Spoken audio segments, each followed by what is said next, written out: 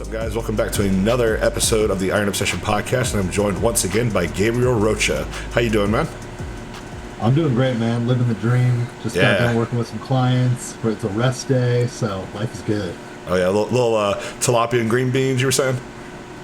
Yeah, man. Tilapia and green beans. That's the go-to meal on the rest days. Zero carb rest days. So it's just tilapia and green beans on repeat. Yeah, man. I did the zero carb rest day thing for a while, and honestly, I kind of liked doing it back in the day when my overall food volume was probably too high for me. Like when I didn't need that amount of food, it felt like I could give myself a little break, from just slamming food. Right now, everything's grooving though, and I like having a bit higher food on my rest days now because it just feels like we kind of keep the train rolling, right? Yeah, absolutely. Like you said, like it's a nice little break, and then also like I don't know, dude. There's something about tilapia. It's just like so light and fluffy that it's like the meals just go down so easily. I find a lot of people will complain about whitefish, but man, right now in the off season, it's one of my favorite foods.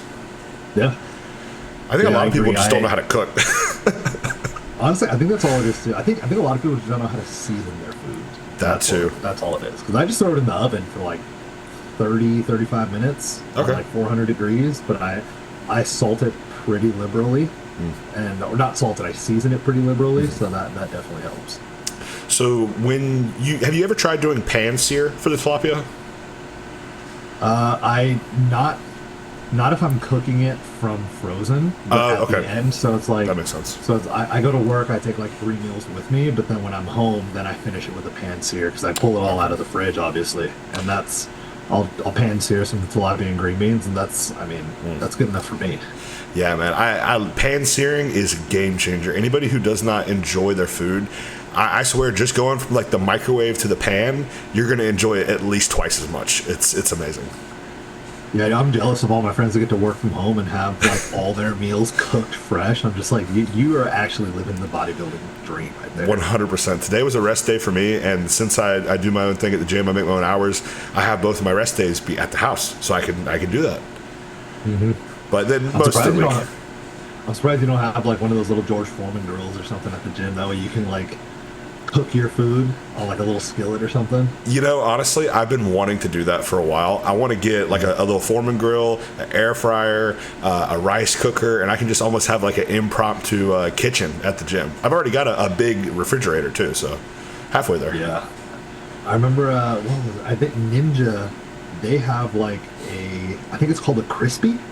Because like Ninja has like the creamy. I think they have what's called a crispy.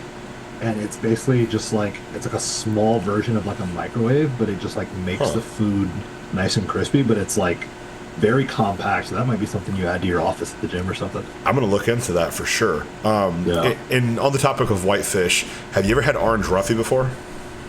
No, people keep telling me that. I can't find it. So that's the problem. People tell me about it. Yeah, dude, that's the problem. I think it's a seasonal fish. I remember my very first contest prep. It was in season, I guess. This would have been, I think I competed around September or something, my first show. I don't remember. But I'd eat nothing but orange roughy, man. And it was so good because basically, as far as I understand it, the human body cannot digest the fat and the oil that is in the orange roughy. So when you cook it on the pan, or even kind of in the microwave a little bit, when you cook it on the pan, you know how we don't use oil. Like regular people would think that's weird, right?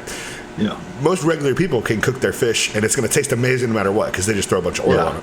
With the orange roughy, it has its own oil that it cooks in, but we can't digest it, so it has that texture and that crispy, flaky, kind of almost like French fry texture, yet it's even lower calorie than tilapia, I believe. Really? Yeah. Damn. Okay. About the same. Check that out. Yeah, it's great. Remember, don't eat too much of it though. It leaks out of your pores, man. I'll go as far as that. It leaks out of your pores. So I think people can put 2 and 2 together from there. Yeah, I remember. I tried Sway one time. SWAI. Did not like it. I literally took like a couple bites and I was like, I'm literally throwing this meal out, and I recooked the meal with tilapia instead because I was just like, I can't do it. I feel like it's a tougher tilapia. There's something about the flavor. It was too fishy, and that's coming from someone who actually enjoys fish. So I don't know what it was. Maybe it was a bad batch that I had, but like the one I had, I was just like, I can't. It just didn't work for my palate. Might have been rancid or something. You never know. Maybe. Yeah. So Cod, I feel like I get tired of cod pretty quickly. I don't know why. I don't get tired of tilapia. I'm a certified cod hater. Cannot stand it. Absolutely hate it. It is like, I think maybe you cook stuff in the oven. So I think when you cook it in the oven, it kind of almost gets like this buttery texture to it. But I like doing everything on the pan. I don't like to have to sit and wait for 30, 40 minutes for it to cook in the oven. I can just get it done in the pan in 5, 10 minutes. And it's very fishy. And it just kind of, it's very watery. It loses a lot of its weight. So it's already a super expensive fish. And I feel like we're basically losing half of it. So I think maybe that makes me dislike it more. But Yeah, I think it's fresh cod is fine. Like if I'm cooking it right then and there, but it's like I meal prep for the week for me and my girl, so it's like I don't want to eat 3-day-old cod out of the fridge. Like I'm much happier with tilapia out of the fridge and microwaving it, especially. oh, 100%. Yeah, and I feel kind of a similar way about flounder. Flounder's like watery and mushy. It's not bad, but it's not good by itself. Yeah. So, and in a prep, when we're eating a lot of whitefish, typically it's pretty much just whitefish on that plate, you know? Yeah, pretty much. Now, if we want to start getting into like the real fancy whitefish, some Chilean sea bass. I've never had that. Dude, if you go to a good seafood restaurant, get the Chilean sea bass. It's gonna hurt the pockets a little bit. Yeah. It's an expensive fish. You're gonna get $40, $50 Chilean sea bass. But that is, man, I could eat that every day forever. Yeah, man.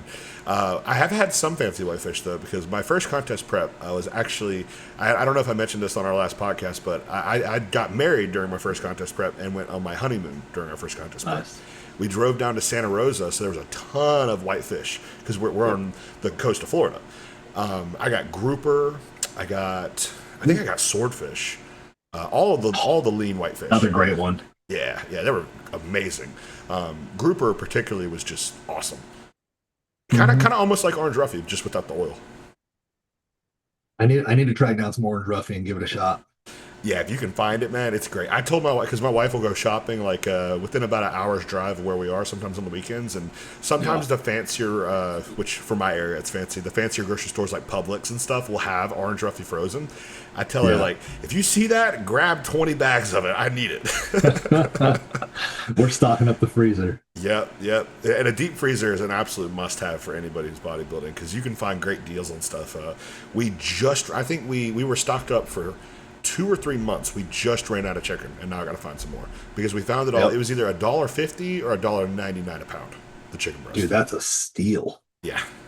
Jeez. Yeah, I my mom bought me a deep freezer for my birthday like 3 years ago because she was just like, "What do you want?" And I was like, I buy everything I need myself. Yep. So I was just like, just buy me this deep freezer from Best Buy. I think it was like $200 or $300. Yep. But a few weeks ago, Costco had like $5 off every pack of chicken breast. So bought like 10 packs of chicken breast.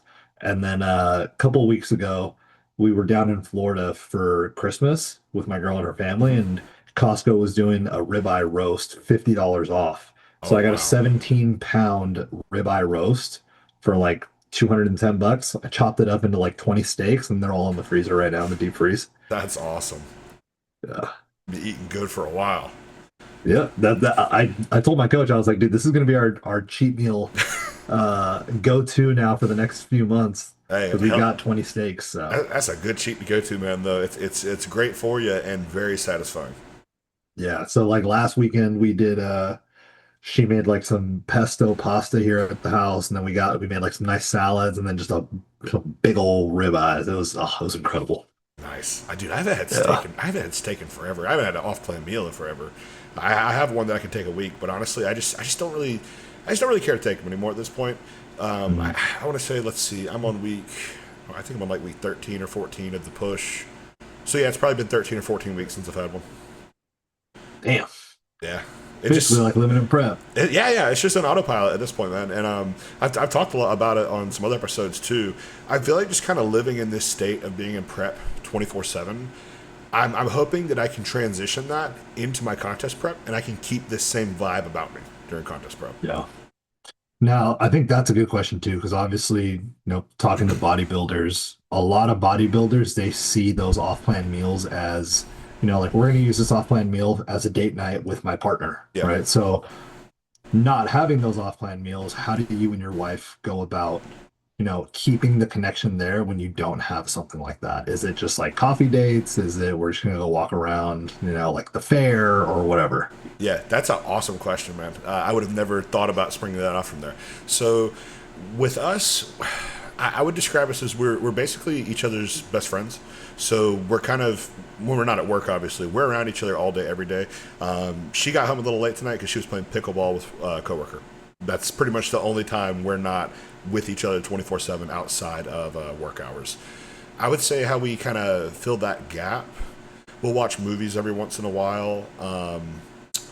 Typically, honestly, we'll still go somewhere to eat. Like we'll go to my parents or her parents, or maybe we will go to a restaurant. I just won't eat. I'll just sit there with a Mhm. glass of water and I'll just talk to everybody. I love that she is down for that because I know there are Yeah. a lot of people out there that would not want to be like, oh yeah, I'm just gonna sit here and eat a full meal while my partner just like stares at me with a glass of water and a Diet Coke. Like they would feel awkward about it, but it seems like she's just like, yeah, like this is the life he lives. Like I'm gonna Yeah. eat the meal and like he's gonna sit there and watch, and he's gonna pay for it too. So Yeah. Well, we've been together since I was 17 and she was 18, and I'm 25 okay. now and she's 26. So Cougar. we yeah, we make that joke all the time. But so we've both grown and matured a lot with each other. And Mm. yeah, at first, no, I wouldn't have been able to do that. But over Yep. especially this past year, I can do that now, and it's not an issue. And I think a big part of that is because she sees how it reflects in how I treat everyone around me and her. Like it's not like I'm going there. I'm sitting there with a glass of water. I'm like, oh my God, I don't want to be here. You all are eating and I don't get to enjoy it. I'm there. I'm present. I'm actually more present not taking the cheat meal than when I was taking the cheat meal. And that's the really messed up part because I was so food focused that like, well, we're waiting on our food and service around here is not great. It'll take us, I mean, even at a smaller restaurant when it's pretty dead, it can take up to an hour to get your food sometimes. Damn. Yeah, just not great service around here. Not a lot of people working, unfortunately. But and I'd be hungry because if I'm having a cheat meal, I'm probably taking two meals off the plan and Yep. doing that one because I want to have a good meal where I can enjoy myself. So I'm gonna be a little hangry leading up to it, and if the meal is not what I am expecting it to be, man, I'm gonna be an asshole. Yep. At least in the past. So it kind of I just stay a bit more even keel now. There's not so much highs and lows when it comes to food, and that's been really cool for me because I've been super food focused my entire life up until about the past 6 months. Yeah, and I think we kind of go through streaks as well, like at least on our side, where we have the date night in the plan, or I have the off-plan meal in my plan. Mm. Not at the current moment because we're going to Mexico in a few weeks, and Oh, so nice. I told Justin, I was like, hey, let's make a nice little aggressive push these next few Yeah, weeks. So he was just like, all right, let's just do no off-plan meal. Um, but normally, when I'm normally on a plan, there's an off-plan meal, and he's very adamant about like, hey, take the lady out, like go get a nice dinner together, enjoy a glass of wine if you want to, like he's because he sees the value in how much that helps to kind of pull some stress from us, and then also allows me to pour back into the relationship in that sense. 100%. And I think if that does that for you, 100% go for it. I'm just at a stage for me personally where I almost think having that would be more harm than good for me because I'm just kind of I'm rolling. I'm like 13, 14, might even be 15 weeks deep into it. And I don't miss it. Yeah, I don't crave it. I know when I add them back in, probably going to start craving them a bit more. Maybe not. Maybe I've yeah, just matured as a person enough to where like I'm not going to be super food focused like that anymore. But right now, when I'm pushing for growth or when I'm in a contest prep, obviously, I just tend to not take cheat meals. But when I'm in like a holding phase or a health phase, something like that, I'll take a cheat meal maybe like once every other week, something like that. Because mhm, it's typically only like a 6 week period. So that's 2 or 3 cheat meals over the course of that timeline. So that's where I kind of scratch that itch, and that's been super helpful for me. yeah. And I think obviously what helps a lot too, like you said, is the fact that you guys are around each other all the time. Yeah, So I think the major difference with us is that like we really cherish that date night and the off-plan meal because yeah, like we're both super busy. Like I work a full-time job, plus I do my sports psych coaching as well. So it's mm, like there's some days it's like I'm working, 10, 11 hours a day and I'm training. So it's like I like today, like yeah. I worked all day and then I came home, I did all the meal prep. She went to the gym. She's getting her PhD right now. So Nice. she's at work all day, then she goes to the gym and then she walked in 5 minutes before I had a client call. So it's like we literally saw each other this morning when we were getting ready for work, and then we saw each other for 5 minutes, and then we'll see each other maybe for like 20 minutes at the end of the night. Yeah. One big thing that I forgot to mention, I have this like elaborate computer setup, and her computer setup is right behind me. We'll try to play like 30 to 45 minutes of video games with each other every other night or so. So that's another way we spend time Love together. that. Yeah, Love yeah. that. I try not to do it too much because I'm super OCD. I can get obsessed into stuff, and I can be up until 2 o'clock in the morning playing games. I don't need to do that to be a productive Yep. bodybuilder, or a Yep. productive person in general. But Yeah, but I think that's a huge key part that a lot of people can really benefit from is like, especially in bodybuilding when we are living such a restricted lifestyle, it's like, how are you also pouring into the relationship yeah, or other relationships that you're in? It's like friendships and stuff. It's like, can you go out and just sit there and, either eat your food or eat your food in the car and then come sit down with a Diet Coke or, yeah.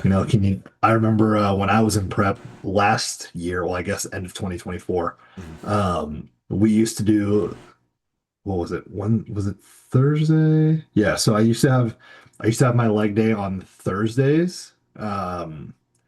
And so I didn't have to do fasted cardio. So on those mornings, we would go get coffee at Black Rifle every Thursday morning. So it's like Mm. that was our way to like still keep some sort of like little tradition. Yeah, yeah. We also like.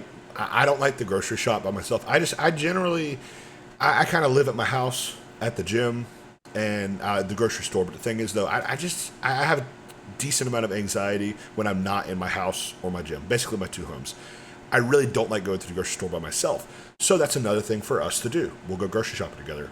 And she'll complain, like, in kind of a lighthearted way. It'll be like, oh, you want to walk down every aisle. Like, yeah, I like spending time with you. That's why. Love that. Yeah, and also, man, another thing, too, which I'm sure a lot of people at home can relate to, eating out is expensive nowadays. Dude, oh my God. That's the one thing I was really happy about. So like when I got the like the ribeye roast, I was just like, this is gonna save us so much money. It's like I spent $200 and this will cover us for like 10 weeks worth of cheat meals because I cut it down into 20 steaks. So Yeah, two steaks, 10 weeks each. Um, and it's like anytime we go out to dinner, even if it's just like all you can eat sushi, it's like that's still yeah. almost $100. Oh, really? Wow.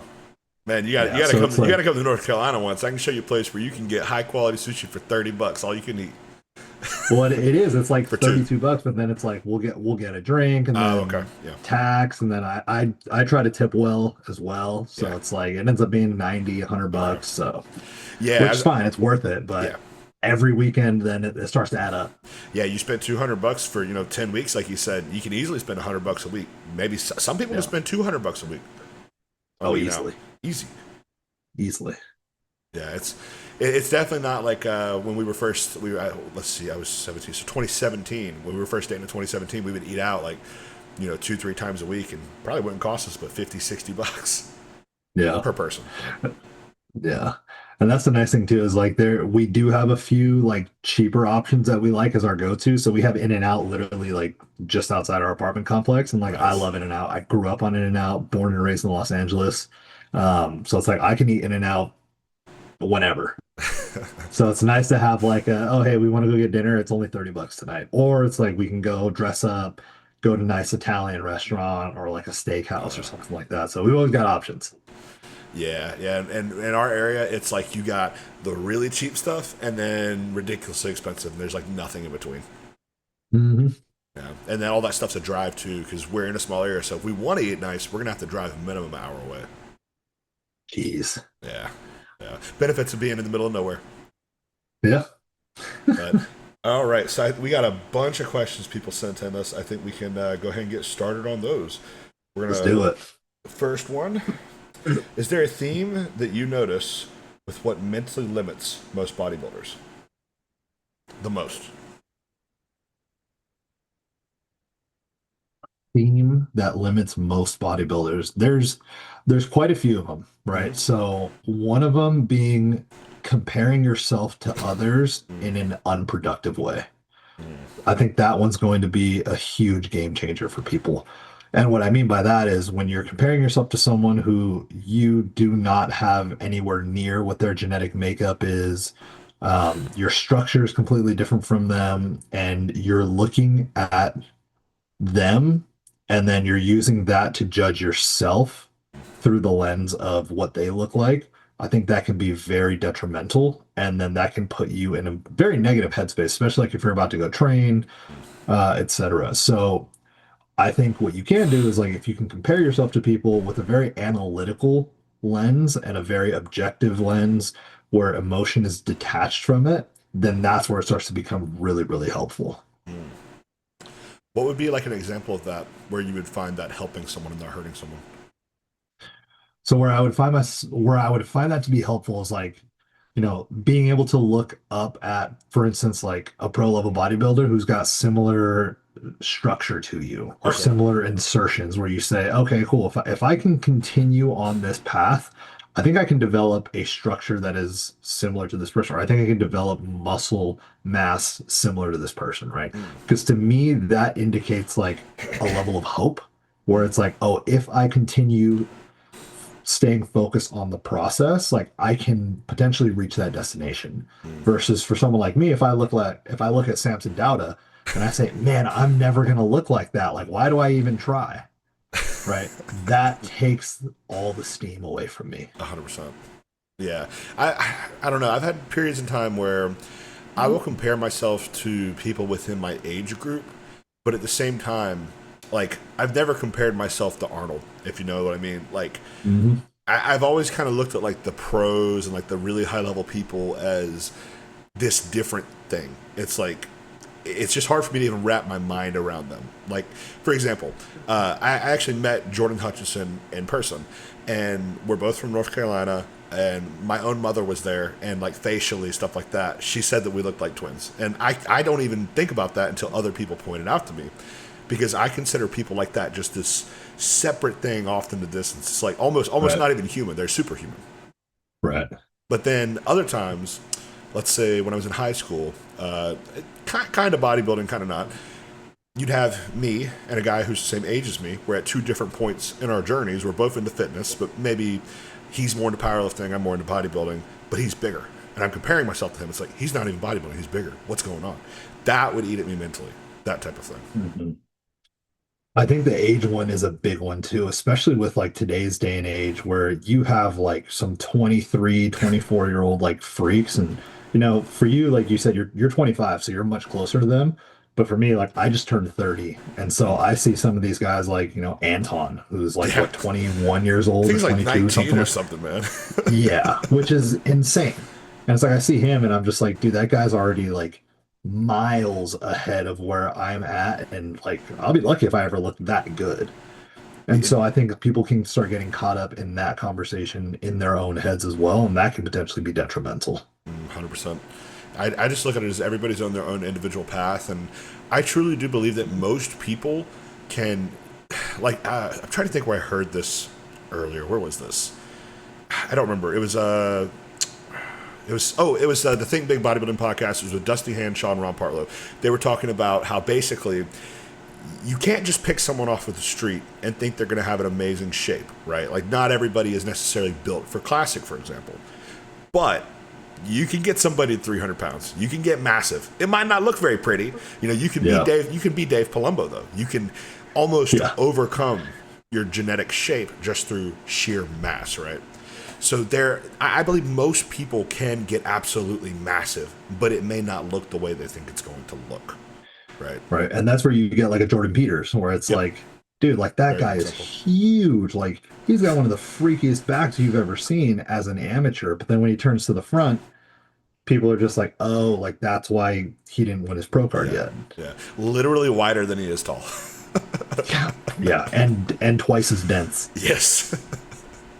Yeah, so it's about being kind of separating yourself from other people and realizing that even, and I think I actually mentioned this on a recent podcast. It's like I don't even think like Kai Green should compare himself to Ronnie Coleman, or Ronnie Coleman should compare himself to Phil Heath, or Phil Heath should compare to Dorian Yates. Like even these people with amazing genetics should not compare each other to them to other people who have amazing genetics, because they're still different templates of a bodybuilder, right? Even at this level, different is still different. Like nobody is the same in bodybuilding. Everybody is their own unique creation of art. You have different body styles. Like I would say Samson, Quint, Andrew, Ronnie, Paul Dillette, they kind of fall into a certain body type of bodybuilder where they can probably look like, okay, we all kind of have a similar build. We can kind of compare each other. Then you've got guys like Dorian Yates, James Hollingshed, just the grainy, like there's a difference there, right? Yes, Ian's a great example. I don't know if I would put Justin Compton in there. Justin Compton's almost like a mixture of those two groups, right? But, yeah. So you have all these freak. Yeah, you just have all these different archetypes of bodybuilding, right? And I think if you can find like a little archetype to compare yourself to, that can be helpful. But at the end of the day, we're still our own individual person. And I think as long as we keep that in mind, that'll help alleviate a lot of that. Comparison truly can be the thief of joy. Especially when it's used in an unproductive way. I think comparison can be very beneficial. I mean, let's face it, we're playing a game where we're quite literally being compared against the person standing next to us. And so what that tells us is like, hey, I need to compare myself against these people. It's like, damn near everybody's gotten caught in that trap before, where it's like, especially now in the day and age of social media, where it's like, oh, you start looking around at, okay, this guy's doing my show. Like, what do his check-in photos look like?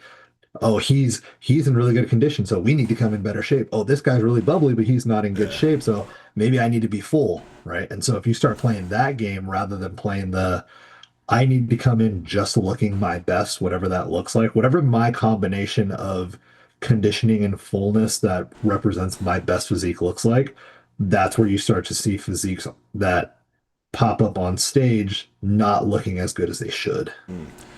I think a prime example of that was Samson Dowda this year, or last year, technically. He didn't play to his strengths. He played to what other people said he should play to. Which also makes sense because that's what the judges had been telling him too. They're just like, dude, you look amazing. We just want to see you more shredded. We want to see you more shredded. But then there's also, all right, you push it too far. It's the same way you can push it too far when the judges say, oh, we want more size on you. And then you come in out of shape or not quite as in shape as you should. Yeah, I mean, here's the thing. Judges are human. They can make mistakes. They don't know what they don't know. You know, it can almost sound kind of arrogant, but I truly do believe most bodybuilders and their coaches know their bodies better than most of the judges, because the judges are not in their life 24/7, 365 like they are, right? So you can tell a Samson Dowda, okay, you need to be this much leaner or this much bigger, but only he knows how that's going to look on him. And he may not even, since he had never done that, he didn't even know how it was going to look until it was unfortunately too late. But now we see him going in the other direction. And man, have you seen his most recent pictures? It's insane. Dude, my jaw actually dropped when I saw those pictures. Like where he's like leaned over like that on the bench. Yeah, and his arms are like, dude, those might be 25-inch arms. They might be bigger, dude. It's insane, especially knowing how big he is too. Because he's like what, 6 foot? Like five? He's like 5'11", 6 foot. He's at least 6'5". He's walking around at 340. I want to say 6'1" actually. And the thing is, the most impressive thing on him when he won the Olympia to me was his most muscular when he's like the arms clasped, right? And when you looked at that compared to his most recent one, it was like the main thing that was gone was the shoulders and then the arms. Now I said it out loud today when I saw those pictures. Like his arms are back. Samson is back. Yeah. I'm really excited to see what he turns that into this year. Yeah. I hope he does some shows. I don't think he jumped into the Arnold, right? I don't think so. I'm not sure if he will. I think it's gonna be Olympia, honestly. I would love to see him do like 1 or 2 late season shows.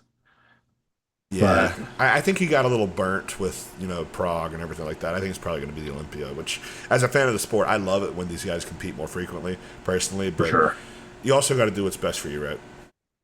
Yeah. Agreed. So with that main point there being essentially, comparing yourself to others, are there any other things that you think really hold bodybuilders back mentally? I think the pressure of perfectionism is another one. Yes. And I think that kind of bleeds over into a lot of different areas of life where it's not just about, being perfect with meals. It's also being perfect with training, being perfect with sleep. And, I was just listening to Joe, Ty, and Luke today talk on their podcast. And Joe's talking about a client where he tells them like, oh, hey, like 1.5 grams of salt on every meal. And the guy puts 1.7 and he's like having a meltdown. It's like, Dude, we don't need to be adding stress to being perfect on the smallest levers, right? Yep. Because all of these things are levers. And so you want to pull the big levers, make sure that you're hitting them consistently with a high level of effort and accuracy, Mm.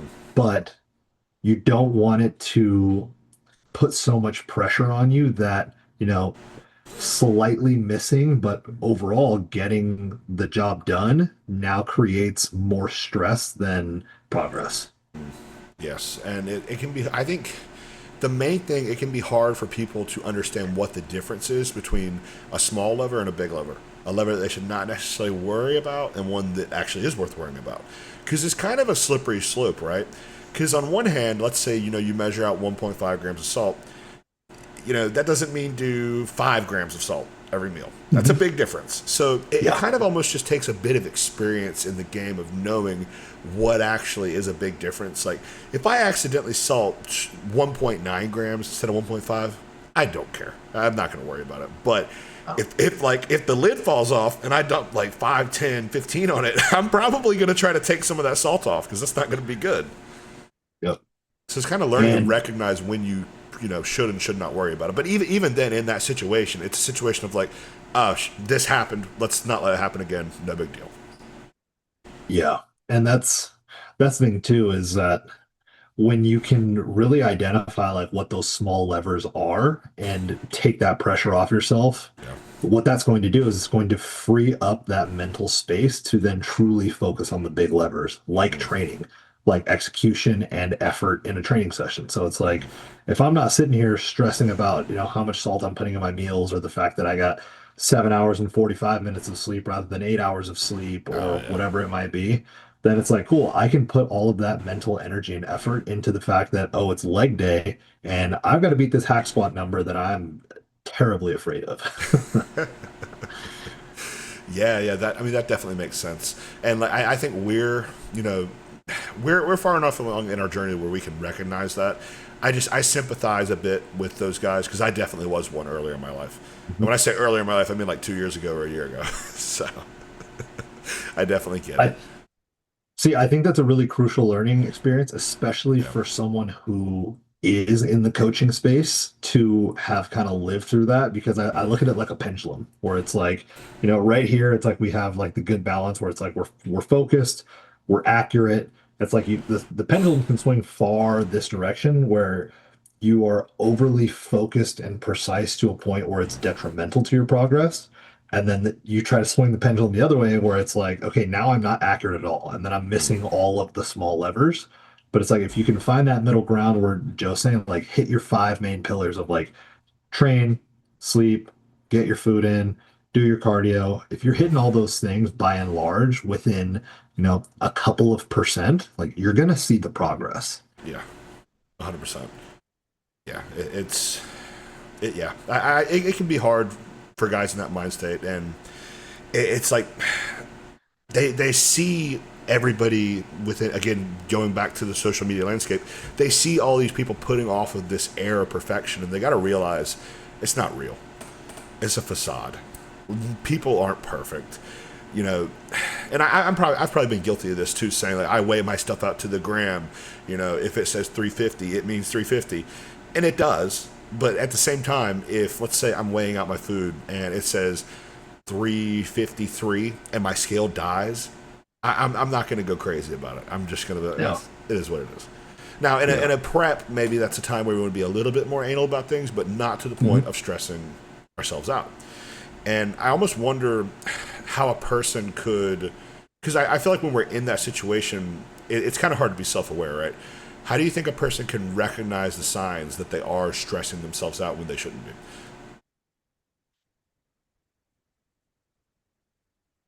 That's tough to answer because people Are so different. exhibit and experience stress in so many different ways. Mm, Where for some people, like experiencing stress might be very physical. For some people, it might be very mental. And so I think the first thing is like identifying what are the markers that you experience when you experience a high level of stress, right? So if you notice off the bat, like when I'm really stressed out, like I have trouble falling asleep, I have trouble staying engaged at work or in my relationship, or I walk into the gym and I'm unfocused. It's like, okay, if we start seeing some of these different markers, that's where we need to objectively try to take a step back and start making an assessment for the things that are going on in your life. And then you start to say, okay, what are the things that are bringing me the most stress right now? Is it work? Is it my relationship? What are the things that I actually have control over that are causing me stress? What are the things that I don't have control over? And how do I start to then focus the energy only on the things I have control over and then engaging in the actions of the behaviors that are actually going to change or alleviate that stress? That's another big thing, controlling your controllables and not worrying about stuff you can't control. That's been a big maturation for me over the past couple of years, is just kind of not caring about things I can't control. Well, one thing I think a lot of people don't do enough either is doing like a life inventory Yeah. where it's like, especially going into a prep, I think it's really important to identify like what are the systems that I need to keep in place in a prep to ensure that this prep goes smoothly. And part of that's just like communicating either with like the people in your life, friends. Like I think it's good to sit down at the beginning of every prep and be like, okay, do I have any birthdays coming up while I'm in prep? Do I have any big life events coming up while I'm in prep? Like, what are these things that I can plan ahead for and have a game plan for that I know are going to maybe cause a little bit of stress, maybe cause a moderate amount of stress? Obviously, life is always going to throw things at you that you're not planning for, whether it's like a life tragedy or, you're on your way to work or you're on your way to the gym and you get a flat and then all of a sudden it's just like, oh, I'm stuck on the side of the road and training time now gets pushed. So being able to kind of game plan those and recognize, okay, what are the things that I'm doing right now in an off season that are not going to be conducive to prep? And then how can we get those out of our life? And then the things that are conducive to prep, how do we do more of those? Yeah, and I think that kind of leads back into what I was mentioning earlier. Like the biggest stress for me in a contest prep mentally is that food focus. And I feel like Mhm. setting up this environment now is going to really help alleviate that big time. In what sense? So if I learn to not look at food as this thing I put on a pedestal, and particularly cheat food, because it's mainly cheat food, right? I'm always hungry 24/7, 365. Even right now in off season, eating well over 6,500 calories. I'm starving every day. We ate before I got on this call. I'm starving right now. So the hunger is always there. So I'm just kind of learning to tune it out. Because when I would put that cheat meal on a pedestal, that is pretty much the only time I would not be hungry, is when I would stuff myself to the point of not being hungry. So, yeah. And then also just, again, removing it from that pedestal, not having it as this, I'm building up, I'm looking forward, I have it up, drop down, big dopamine high, big dopamine fall, and then the cycle repeats. So when I would have off seasons where that would happen, I would have these cheat meals, these up and down, then they would get taken away from me in prep. It would be really hard. Yeah, and not only that, but kind of like what you're saying too is especially for instance, like most of us have one off-plan meal in our plan, right? So it's like if like Saturday night, I'm gonna go have that off-plan meal. It's like you're looking forward to it all week. Yeah. There's almost this pressure to take full advantage Yeah. of that off-plan meal and like really stuff yourself That's me. because while you're in it, you're literally thinking to yourself like, "Oh my God, this is so good. I'm not gonna get to have it for another whole week." Yep. And so then you end up overdoing it because you're trying to like maximize the amount of pleasure that you're getting to experience from that meal and trying to stretch that as long as you can, whether it's like getting the meal and getting dessert, and then all of a sudden you're way overfed, you've indulged way too much, and then you wake up that next day and now you're dealing with the consequences of that, and then you're also like, oh, another 6 days until I get this again. Yeah, you're describing my prior life to a T, man. Now I just look at it as, so I do have an off-plan meal that I can take once a week if I want. I look at it as a safety net.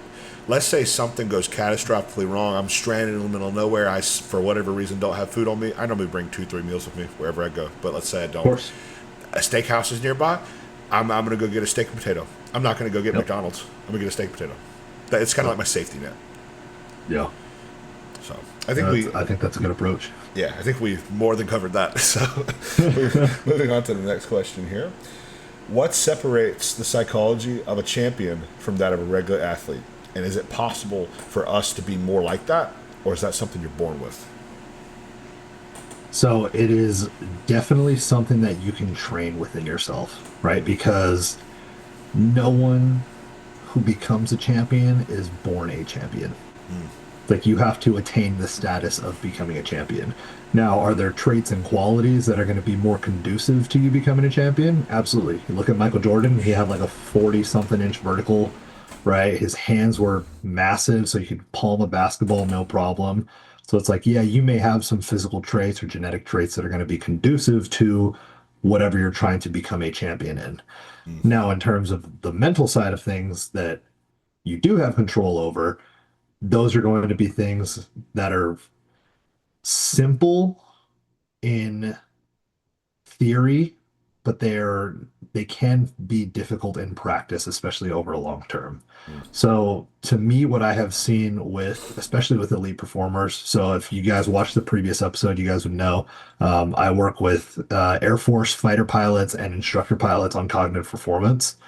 The things that really separate those 1% is resiliency, mental resiliency. It's like how quickly can you make a mistake and bounce back from it? And Mm. so when that translates over to bodybuilding, for instance, like if you go into a training session, you have a bad set, are you the type of person that that bad set now becomes a bad workout? Or are Mm. you the type of person that says, you know what, that one set didn't go as planned, but guess what? Now I have the opportunity to make up for it in this next one. Exactly. And that's where I see the one of the main levers and building up that mental resiliency. And if you can do that, you're going to give yourself really good chances to become more like a champion. Mm. That's perfectly said. Yeah, I think the ability to bounce back is huge because let's say you're in your first set of your workout, like you said, you're going to take that negative momentum and have a terrible workout after that? Nah. I'm going to take that bad set. And if anything, if I had a bad set on my very first working set for first exercise, I'm actually probably going to have a better workout after that because it's going to fuel me to like, oh, you fucked up here. You're going to make up for it going forward.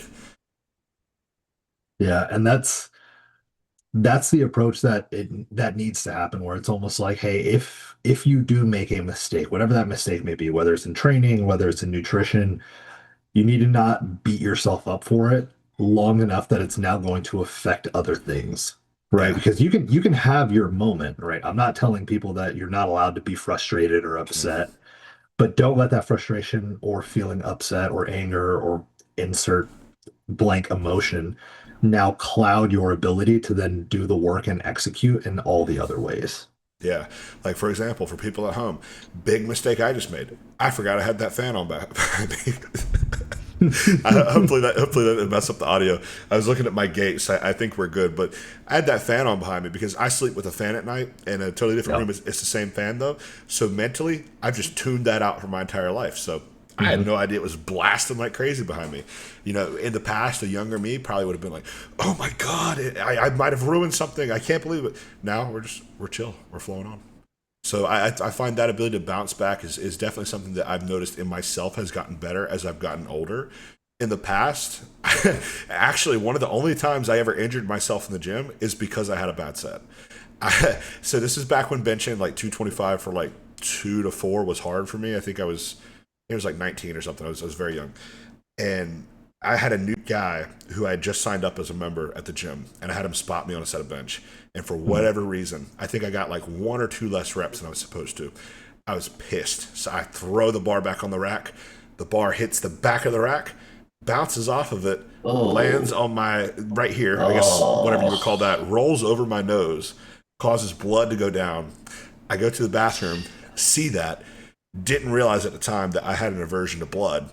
See that, pass out, hit my head on the concrete, go throw up in the toilet, and then finish my cable flies, go to the ER. So, dude, that's nuts. yeah, when you allow a mistake to influence the next decision you're going to make, really bad things can happen.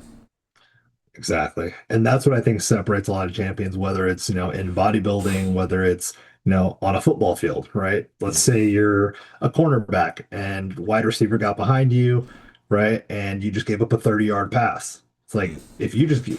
if you're able to quickly forget about the consequences of that play and just lock in for that next play, you're going to be able to be a lot better at your job. Because if Yeah. you start letting that mistake fester, well, guess what? Now you're probably going to blow another coverage moving forward. And then guess what? Now they go score a touchdown. Mm. Yeah. All right. And I think that covers that because that's the main thing to me is being able to bounce back. Is there any other aspect of the champion mindset you think is super crucial for people?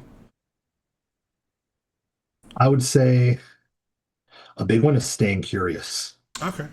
Hmm. And I think Huh. Kobe Bryant talks about that one a lot, right? In terms of staying curious, it's even after you've developed systems Okay, I got you. that do work for you, you're still always trying to find other things that can improve, Mm. right? Not for the sake of fixing something that isn't broken, but just for data acquisition, right? Mm. So I'm sure as you've gone through your career in bodybuilding, like you've probably changed your mind on a lot of things. Yeah. Right. And part of the reason why is because you've been able to stay curious. And I'm sure you're probably still looking for new information that's going to allow you to be a better bodybuilder. Mm. And so when you're open to information, I think that sets you up in a position to then actually be receptive and then try to apply those things, Mm. which also comes with humility and not thinking that, your way is the best way at all times. 100%. I think, going back to the Thinking Man's podcast, Joe and Tommy would call that white belt mentality. Yep, absolutely. Always keep that white belt mentality. And I mean, the thing is, though, everybody can learn something from everybody. Yeah. Through personal training, coaching, stuff like that. Shoot, dude, I'll learn something from a 15-year-old kid I'm training in the gym because his natural inclination on the way to do an exercise is a way I never thought about it before. Just little stuff like that. The way people like everybody has their own little things that we can learn from for sure. Even like you said, Kobe Bryant. I'm sure even Kobe Bryant could probably go to a high school basketball game and look at this, that, and third, and be like, okay, you know what? I can actually take something away from this because when you have an open mind, these things that are typically hidden become a lot more clear. Absolutely. And I mean, I had an experience like that too. Probably a few months ago. I want to say it was in November. I went to Phoenix for work with the military. So I was over at Luke Air Force Base for a few days. And since I was there in Phoenix, I was like, I'm going to go to the Muscle Factory gym out there.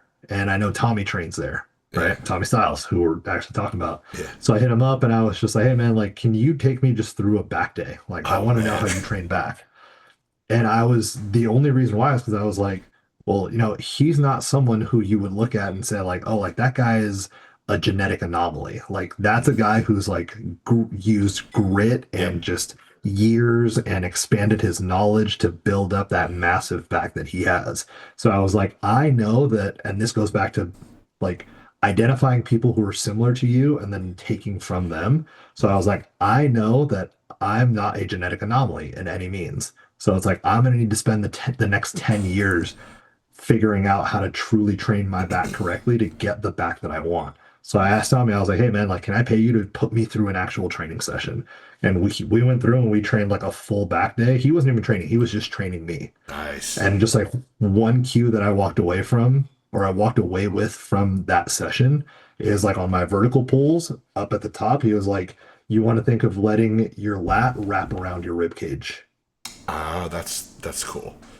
And Yeah. I was just like, that completely changed how I do my vertical pull downs. Huh. Yeah.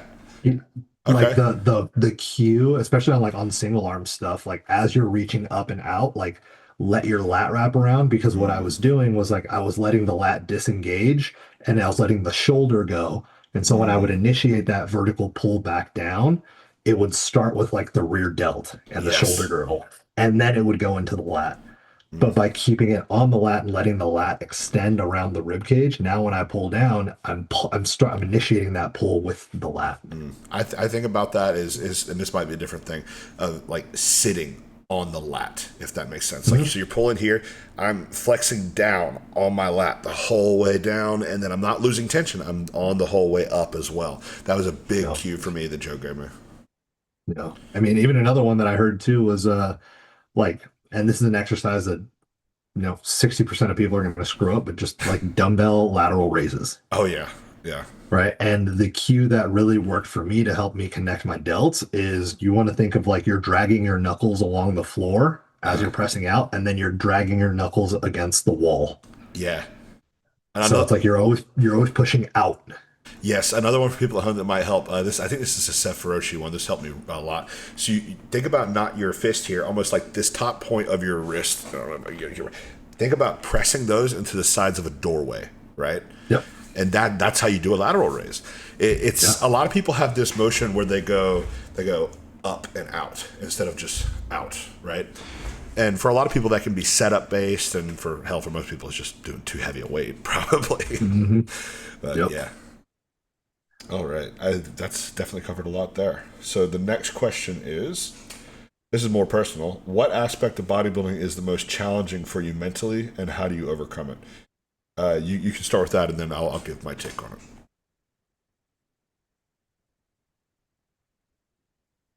This would be like, a certain part of contest prep, a certain part of the off season. Like, what's the toughest thing for you mentally? So I talked about this on a previous podcast. It was with some of the girls that I work with, and it still reigns true to this day. I think the toughest part of bodybuilding for me relates to time Mm. and the fact that I'm 30. I end up comparing myself to people who are a lot younger and further ahead, and then I start analyzing myself based on how much time I think I have left Mm. to be able to operate at a high level. Because especially as I was going through like my mid 20s, I was like, oh, I'm only going to be bodybuilding through like my early mid 30s. But as I've gotten older, I was just like, oh, like your mid 30s, that's like when you're hitting your prime, like Mm. in bodybuilding, which is something that I've had to learn over the years. Yeah. But for me, it's, if I feel like I only want to be bodybuilding until I'm about 40. Mm. So given that I've only got a decade left, at least in terms of the clock that I've given myself, it's am I actually maximizing this limited amount of time given how far behind I feel Mm. behind everyone else? That's the hardest part to navigate on some days where it's like, is it worth how much effort and the fact that I'm making my entire life around bodybuilding for what the physique looks like right now? So part of it's like, body image, part of it's how much time I have left, part of it's, I don't have the genetics that some of these guys do. And that all gets resolved when I start remembering to stay in my own process, where it's like, it doesn't matter. You just have to keep executing. It's like, you don't know what you're going to look like 10 years from now. The only way you're going to find out is if you do the work for the next 10 years. Exactly. And I think another big part of this, which obviously you have your own way to deal with it, but for that specific aspect, that's not necessarily the hardest thing for me. But one way, it is definitely still a hard thing. One of the ways that I deal with it is just thinking. I don't know. That's not necessarily. Again, just going back to staying in my own lane, right? Like I have my own journey, my own process, and a big part of it too. This is what I was getting at, but I had a brain fart. The journey itself is what I'm enjoying, not the end product. Mm-hmm.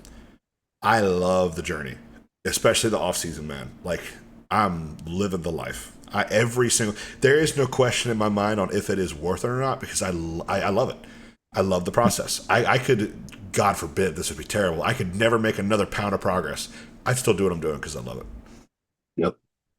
And that was one of the things too that helped me just remember like how much I enjoy it. I don't know if you saw the story I posted up. I want to say it was like a week or two ago, but I had just gotten done with a leg day. It was like right around the new year. And I thought to myself, I was like, okay, I do 2 leg days a week. There's 52 weeks in a year. So that's 104 leg days that I get in a year. Now, if I'm only planning on bodybuilding for 10 more years, that means I only have about 1,000 more leg days Mm. in my life. Because I'm not going to be, let's be honest, I'm not going to be training legs the way I do now after I retire from bodybuilding, right? No, bro. So I'm gonna be the board shorts king when I retire. absolutely. It's like at that point, I'm just going to be spamming bicep curls and side laterals and Yep. pec flies. But I started thinking about it and I was like, man, I've only got 1,000 more leg days in my entire life. And that's barring any sort of injury, any days off I need to take for illness, any days off I need to take for, life events, etc. Mm. And when you think about it, like in the big picture, you're like, oh, like 1,000 leg days, that's a ton. but in reality, it's not. It's not. It's like an hourglass. It's a grain of sand going down each time, and before you know it, it's gone. Yep. And then I started thinking about it too. It's like, man, I've been training for, I mean, I started training when I started playing football in high school. So since I was 14 years old, so I've been training for 15 years already. Like I've Wow. already trained more than half of the time that I will be training for. Yeah. Wow. Seriously. And so when I started thinking about it that way, it's like, oh, I really need to stay present when I'm in here in the gym and doing what I love. And, I'm in an environment that I truly value and cherish. I'm around great people. It's like I get to build connections like I have with you and Yeah. Kyrie and Joe and all the other great people I have in my life. So it's, on a daily basis, reminding myself, hey, I'm truly enjoying this. Yeah. And I would encourage people because bodybuilding can often seem like a very isolationist sport. It doesn't have to be. Make Not at connections, all. network with people, man. Like up until really the past year or so, pretty much when I did my second show, I was like that. I was very isolated, didn't really want to seek out relationships with people because I would often compare myself to others. I'd be like, I don't really want to put myself out there because what if I'm not better or as good as these other people? But when you can separate yourself from that, you can just begin to enjoy the relationships that you make. And generally speaking, we see a lot of negativity on social media when it comes to bodybuilding. But aside from that, I would say genuinely like in person and within a smaller social network, the bodybuilding community is actually one of the most positive communities that I've ever been a part of. It's For very sure. positive. Like people are very uplifting each other, and I think a big part of that is because we're all different. Like you can't really compare this person to that person to that person. So everybody's kind of just cheering each other on, at least in my experience.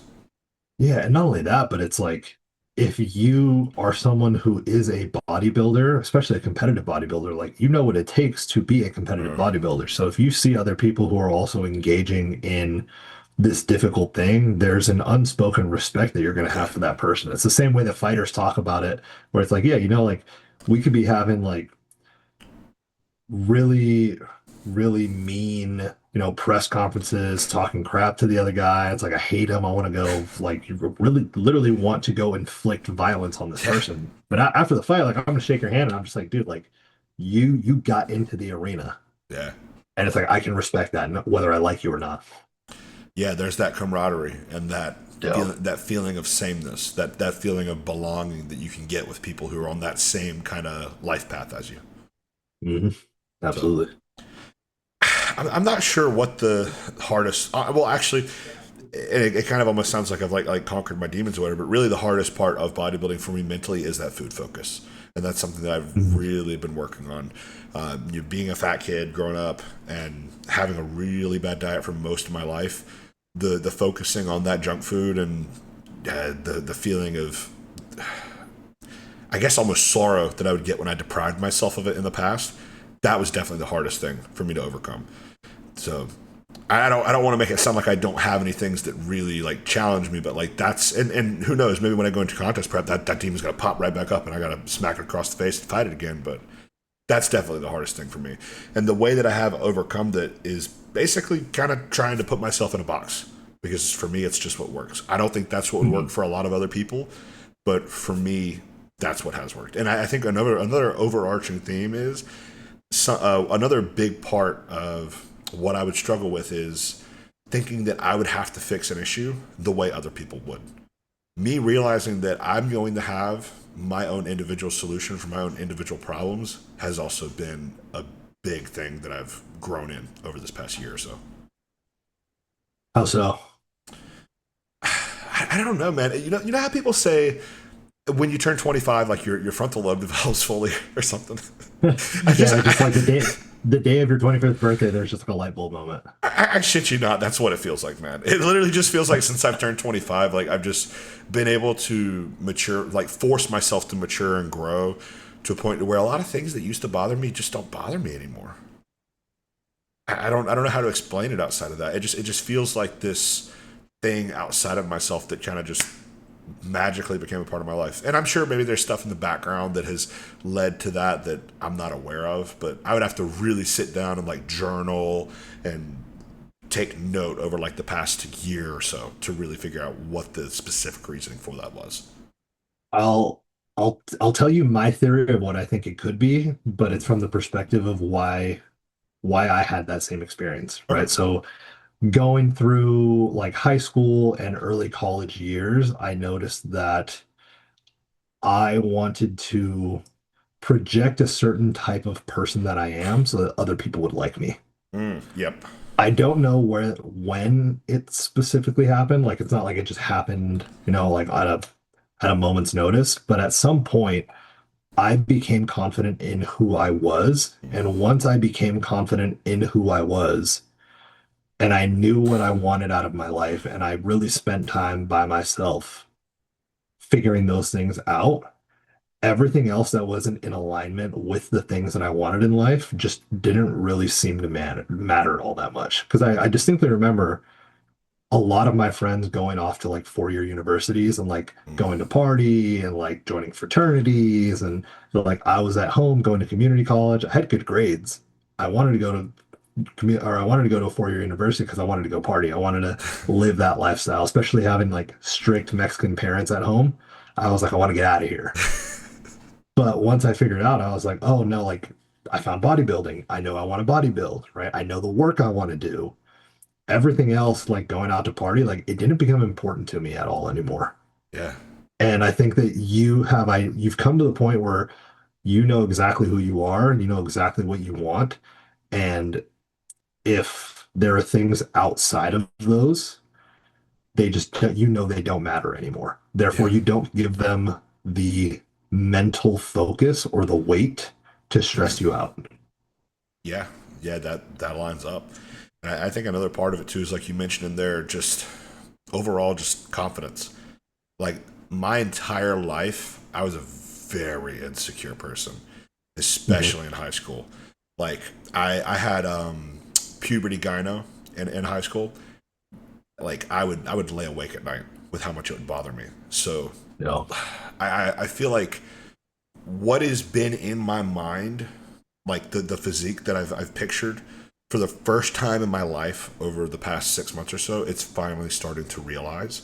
And I feel like that confidence has spilled over into every aspect of my life. It's like everything is finally clicking mentally, physically, spiritually. Everything is finally just lined up and paving a way to where I'm finding myself and able to actually be confident for the first time in my life. As you were saying all that, the word that kept popping into my head was alignment. Yeah. And then you even said everything lined up, right? Yep. And so that's the thing is like what I notice in a lot of people is that when you're not living in alignment with what you truly want and who you truly are, that causes a lot of stress. Yes. And when you're able to be fully in alignment, it's like like you're a bodybuilder through and through. Like you're a bodybuilder, you're a business owner, you're a husband. It's like you're doing all of the things that you know are in alignment with who you are. All the stuff outside of that, it just doesn't even matter. None of it Yep. enters into like your matrix. Yeah, I've created my own box for myself, and there's a certain level of comfort and also freedom within surrendering to that level of almost confinement. It's like there's freedom within discipline. I think that's a Jocko saying, right? Yeah, I think that Well, might be the name of his yeah, book. yeah, Discipline yeah, Equals Freedom. That's the name of his yeah, actual book. Yeah. yeah, something like that. Yeah. Now, when you say that though, I'm curious. When you say, I've put myself into this box, I don't know if that's the right term for it because of the Bubble, fact that maybe, you said, huh? maybe more like a bubble. No, because I think that's very limiting in what it is. Okay. So it's like, yes, you have like very strict parameters on how you live your life, but like you said, it gives you the freedom to then act in alignment with who you are. So it's almost True. like it is a box and it's not. That's I don't that's what I know. mean. That's That's what I mean. It's like I don't know how to describe it other than that. It's like there's freedom within the sacrifice and confinement that I've created for myself because Mhm. it's not a box that has been placed onto me. It's not a prison that I've been thrown into.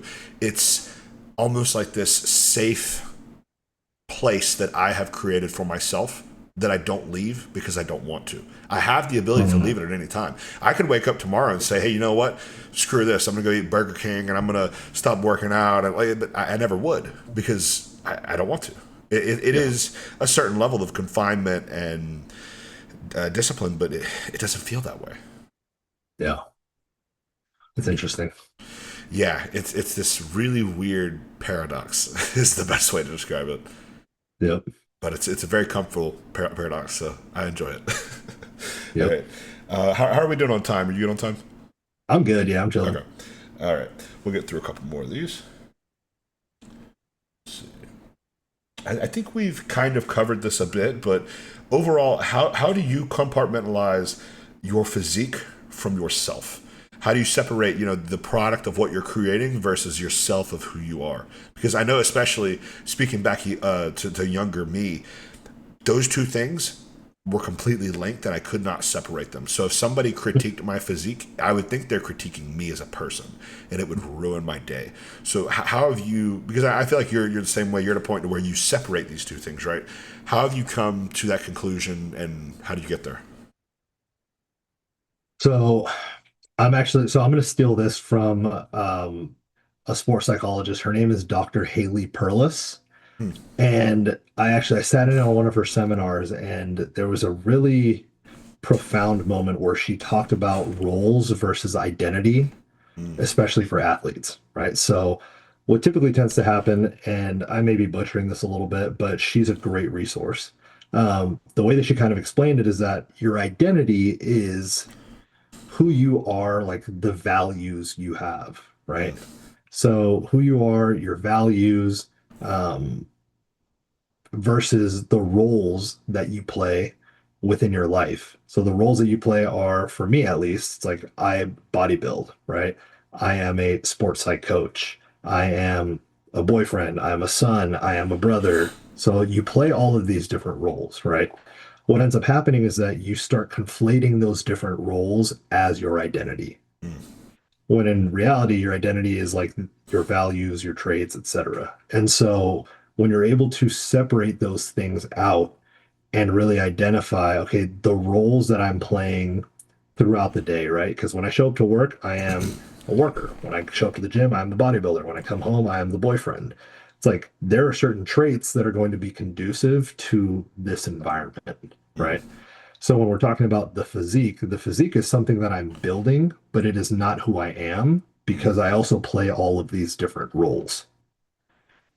Now, what tends to happen is, especially for a lot of bodybuilders, is that we tend to pigeonhole ourselves into thinking that bodybuilding is the only role that people see us as. And then because of that, that becomes our entire identity. And so if my identity as a bodybuilder is not one that is a physique that is like a really high level competitive physique, well, then other people aren't going to see me as a bodybuilder. Therefore, I'm not going to see myself as a good bodybuilder, even though you're doing all of the things in alignment with what a good bodybuilder does. You just haven't achieved the physique yet. Yeah, and you mentioned all of those different roles a few times there. I think one of the reasons it can be hard for people to separate themselves from their physiques is because so we have these different bubbles of roles, like we have this, like you mentioned it, husband, father, son, brother, etc. Let's say they all take up a certain amount of space, right? Yep. Most of them are about this size. Bodybuilding, it's like this. So because of the size it takes up within most people's identity of who they are, it can seem like it's the most important thing at all times. And honestly, when we're talking about reflecting our daily actions, it kind of is at the top for most people.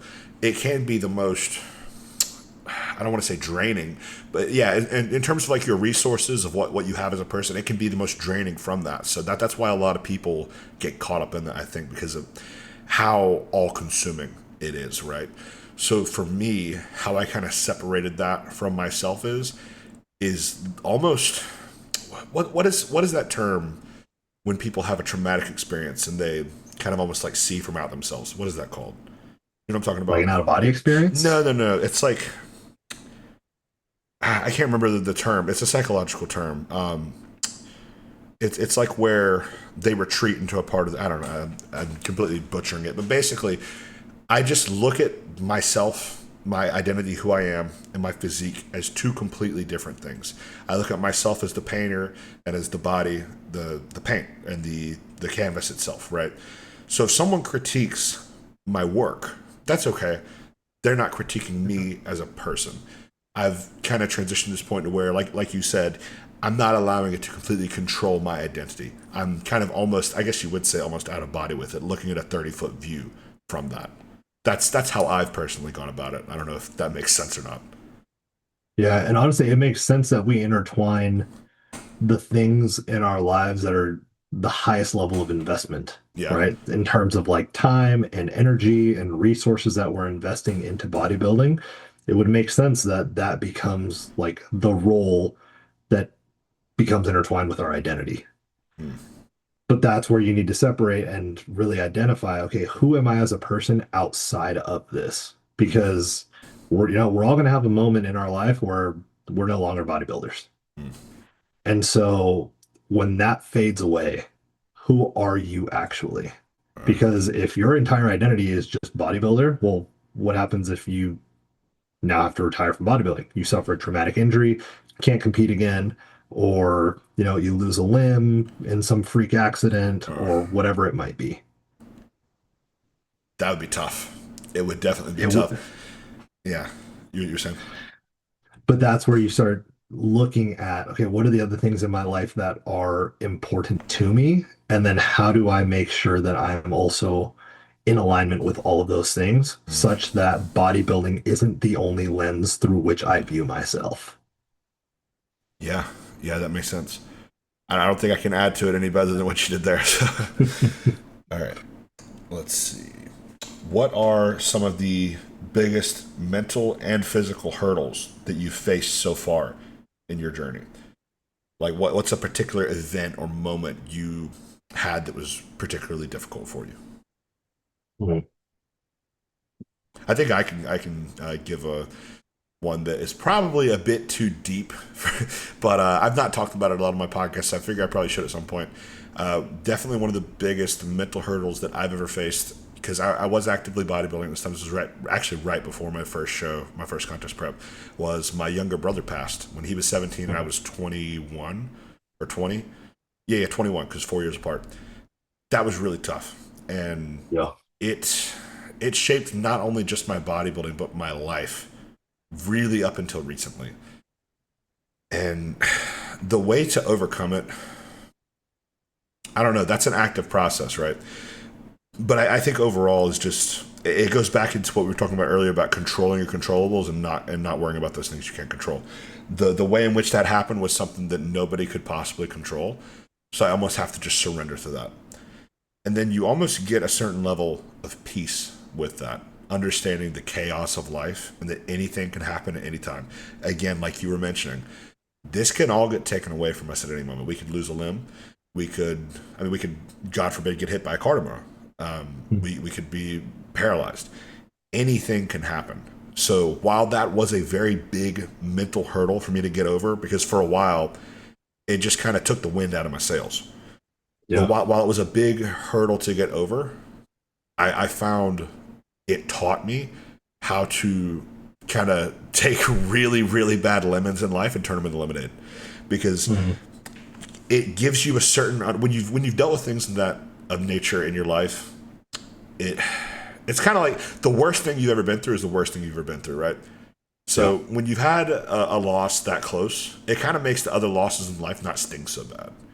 Right. And that has been helpful. And overall, it I guess a lot of people have told me that they think I'm mature for my age, and I think a lot of the reason is people that face hardships in life, and I've had other ones besides just that. People who face a lot of hardships in life tend to have to kind of grow up quick.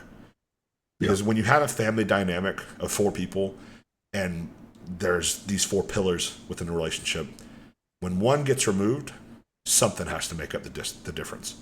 Because Mhm. that support that was there has collapsed. And that Yeah. need for that support doesn't go away. So you as a man, as a person, have to figure out how to fill that gap. And I grew a lot from it. And I truly do think everything happens for a reason. I think that that almost needed to happen in my life, because I was a very immature person, a very selfish person before that. It kind of, as bad as it say, it kind of needed to happen to me because it turned me into the man that I am today. That was definitely the biggest mental hurdle for me in bodybuilding, because I really thought for a while there, after that happened, I thought I was never going to do a show after that, because just the hole it put me into. Why did you continue? For a myriad of different reasons. But it kind of all came back to, I knew that he would have wanted me to, and that it would just be stupid for me to give up everything I had been working for the past, let's see, I was 21, so 3-4 years at that point. It would have been very immature and foolish for me to just stop what I was doing and allow things that I cannot control to shape the course of my life. Yeah, that's deep. Yeah. But that's when I think of the biggest mental hurdle I've had in bodybuilding. That's what it is, because it almost ended my bodybuilding career before it even really started. Right. And man, even looking back on that now, it's like, in the moment you probably viewed it as a hurdle, but then looking back on it now with hindsight, you probably can pinpoint that as like a springboard. Yes. Where it's like, yeah, obviously, like, this tragedy, terrible, would never wish it on anyone. But then you start talking about like mental resilience and being able to use something like that now as clean energy that's going to continue to propel you forward. Because especially like on those hard days, like when, you're in prep and the food focus is high, and you start thinking about like, oh man, like I could end the food focus right now by just going to Burger King and getting the burger, and like that'll satisfy the food focus. Yeah. But then you start thinking about, okay, well, why am I doing this in the first place, right? Like, oh, my younger brother would have wanted me to continue doing this. Yeah. And then you start tying in like a much deeper sense of your why. And I think that's such a powerful tool to have, is when you can truly identify like what is actually driving you. 100%. And what shapes your why can be anything. It doesn't have to be something big like that. But having a big thing like that to shape your why is definitely a great foundation going forward. There's not much like it. Yeah. I mean, if you have a productive response to it, then you can turn it into a really beautiful thing. And like now, as you go through your bodybuilding journey, like there's probably a sense of pride and honor knowing that you're making your brother proud. Yeah, like when I win my first class or when I win my first overall, that's going to be what's going through my head for sure. Mm-hmm. So it's going to be a very beautiful moment, but a kind of somber moment too. Yeah. One that I'm looking forward to nonetheless. Yeah, I can imagine. Yeah. Man, biggest hurdle for me. Honestly, I think it's like years of not feeling good enough has been one of those things that just kind of like slowly chips away. Yes. So, and when I say that, I think I have dealt with like a very perfectionistic mindset for much of my life. And the way that kind of manifests itself is that when I do something that is conducive to bodybuilding, such as like eating all my meals, doing my cardio, whatever it might be, there's never any cause for celebration or patting myself on the back. Like, excellence is the bare minimum. And so then anything that is short of perfection or excellence then becomes detrimental almost. Where it's like, if I go into the gym and no, I don't beat the logbook. Well, I fell short of that, which is short of excellence, which means that I didn't even do the bare minimum, because the bare minimum expectation is that you're going to beat the logbook. Bare minimum expectation, you're going to do your cardio or eat the meals or whatever it might be. And so learning how to give myself a bit of grace, especially like through training days where you might not be performing to the level that you want to, or not beating myself up for, going on vacation and eating some off-plan meals on vacation and actually enjoying my time. Like, those things have been the biggest hurdles to get over. Yeah, and I can definitely see that within your training, like just the level of precision, accuracy, intensity, and almost perfection, like you say. Because I say almost perfection because nothing truly is perfect.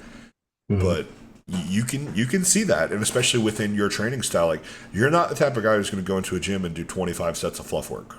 Everything you do in there has intention and purpose, Yeah. and that's a good thing. So it can be really hard to see that perfectionist mindset pay off in certain areas like your training, and Mhm. then also have to combat the bad sides of it, where when you do eventually miss because people are not perfect, or Mhm. when life gets in the way, like, and anything can happen at any time. So Right. that's really tough, because there are good parts of that, but there are also all consuming and bad parts of it as well. Right. And I think the hard part of navigating that as well is like, you give me the compliment right now of like, yeah, like I could tell like your training's very intentional, it's very accurate, like very focused, very intense. And it's like I hear that and in my head, it's like, well, that's the bare minimum. Like, why are you praising me for this? Like that's the bare minimum. Like that's the expectation. Like anything Yeah. short of that isn't even worth mentioning. And that is barely worth mentioning in itself because it becomes the bare minimum. And so Yeah. like at times like it's very hard to take compliments and Yes. praise from people unless they're people that I have like on a pedestal above Yep. me. 100%. And I feel that same way. I not necessarily to that same degree, but I definitely suck at taking a compliment. And I think a part of that is just being a man. I think a lot of us suck at taking compliments in general. But yeah, Yeah, that can be super tough. So what are some ways that you found to kind of get through that? man. Or even if it's just something you're still actively working on, what does that look like? So one of the ways, and it doesn't always work, but when I start viewing my training through a different lens, right? So when, for instance, if I go into the gym, I have a certain set of, or I have a certain expectation for load and reps that I want to get, and I fall short of the amount of reps that I want. Then I started looking back through the set and I have to view it through the lens of was my effort a 10 out of 10 and was my execution a 10 out of 10? Because those are things that I can control. Whether my body can actually move the weight on that given day for the amount of times that I want it to is out of my control. But if I can stay looking at those controllables and using that as the metric, then that typically tends to alleviate because then at that point it's like, okay, I'm at least checking my boxes, even if I didn't beat the logbook on this day. Yeah, so kind of having this analytical mindset of the things that you can control. Okay. Yeah. Yeah, that's good. That's good. Yeah. I'm sure there are a lot of people that struggle with that too. Like, and it can even still be subjective, right? Like, we can we can look back at a video, and I think this is actually something that more would apply to a physique within a contest prep. This is something everybody talks about. We'll be in the middle of a contest prep, right? Like, we'll be 2 weeks out and think we're so fat, think that the look is so bad, and then you get into an off season. You look 8 weeks later, you look back, and you're like, man, that was actually pretty good for what I'm capable of.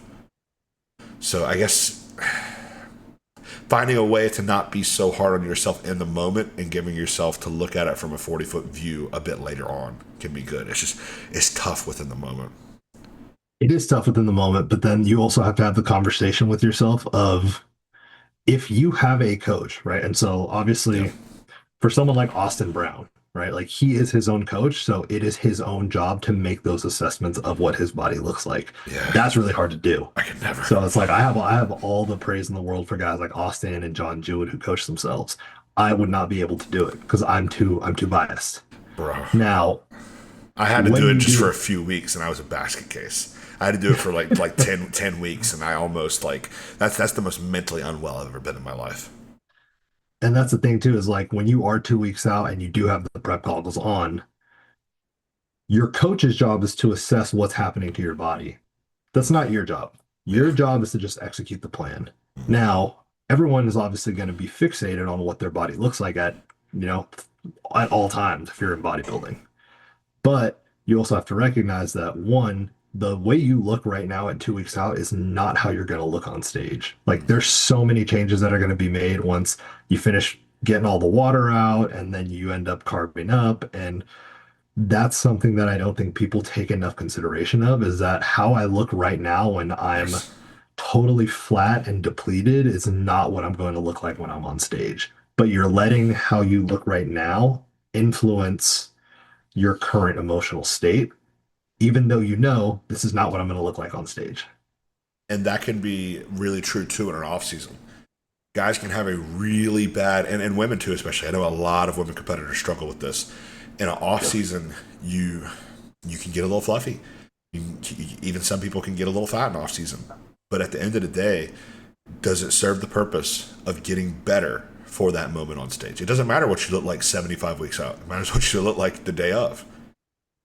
Exactly. And that's the thing that, the longer you spend in this sport, I think the better you get at navigating that because you build up the the experience of Yeah. having gone through the process where you can say, hey, I can reliably get in shape from this body fat percentage. And not only that, but like if you're doing bodybuilding right, you're going to be starting every prep from a better body composition anyways. 100%.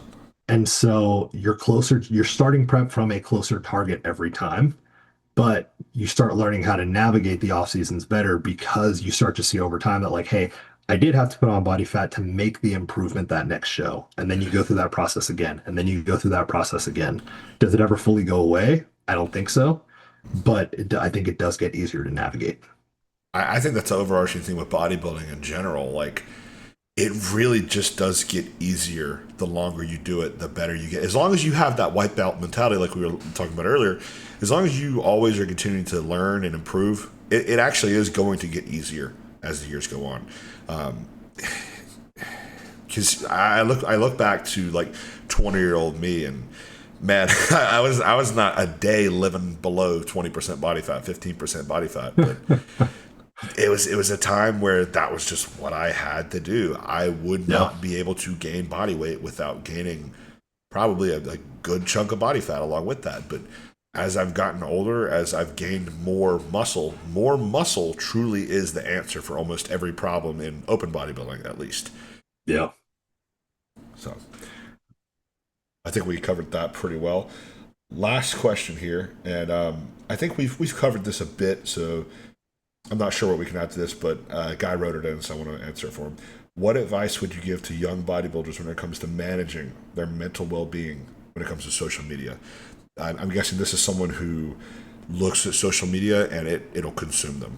Like they'll be scrolling and constantly comparing themselves, like we were mentioning. What are some tools that you would suggest to help mitigate that? Like, would you limit screen time? Would you curate a feed better? How would you go about being able to participate in social media? Because I mean, honestly, in the sport of bodybuilding, I think it is almost a requirement that you have to be involved in social media to a degree. So how can someone go about that without it hurting their mentality?